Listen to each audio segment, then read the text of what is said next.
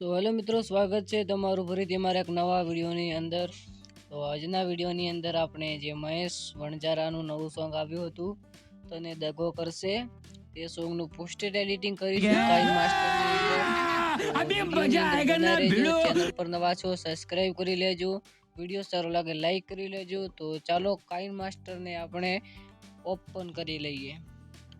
તો પ્રથમ તમારે આ બેકગ્રાઉન્ડ લઈ લેવાનું છે અને આ બેકગ્રાઉન્ડ તમને મારી ઇન્સ્ટાગ્રામ આઈડીની અંદર મળી જશે અને આને તમારે બ્લર આપી દેવાનું છે. હવે જે મહેશ વણજારાને તમે પીએનજી કરી અને રાખ્યા હોય તે અહીંયાથી તમારે લઈ લેવાના રહેશે. તો આપણે આ પીએનજી અહીંયા લઈ લેશું અને ના લેવા હોય તો તમે અહીંયાથી સ્ક્રીનશોટ પણ લઈ શકો છો. તો આપણે તે નથી લીધું કારણ કે તે પીએનજી થાય તેમ નહોતું, તેટલી મને સમય નહોતો એટલે આપણે સ્ક્રીનશોટ લઈ લીધો છે અને સ્ક્રીનશોટને અહીંયા હું ક્રોપિંગ કરી રહ્યો છું. તો સ્ક્રીનશોટને તમારે આવી રીતે ક્રોપિંગ કરવાનો રહેશે. જે તમને ટી સિરીઝ યુટ્યુબ ચેનલની અંદર આ સોંગ આવ્યું છે અને હવે આને તમારે જે ક્રોપિંગનું ઓપ્શન મળે છે તેને ચાલુ કરી દેવાનું છે અને લગભગ 33-34 રાખી દેવાનું રહેશે.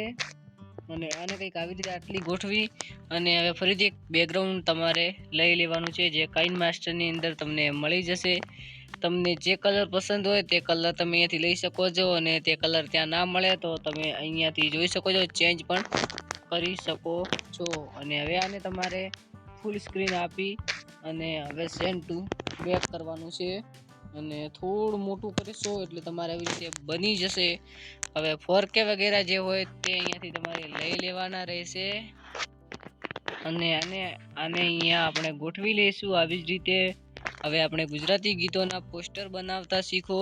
તે જે પીએનજી કરીને રાખ્યું છે તેને પણ અહીંયા લઈ લેશું અને આવી રીતે અહીંયા ગોઠવી લઈશું. હવે તમારે યુટ્યુબ ચેનલનું નામ લેવું હોય તો તમે લઈ શકો છો, નહીંતર આપણું પોસ્ટર બનીને તૈયાર થઈ ગયું છે. પોસ્ટર કેવું લાગ્યું કોમેન્ટની અંદર બતાવજો. ચેનલ પર નવા હોય તો ચેનલને સબસ્ક્રાઈબ કરી લેજો. મળશું કોઈ નવા એડિટિંગ વિડીયોની અંદર.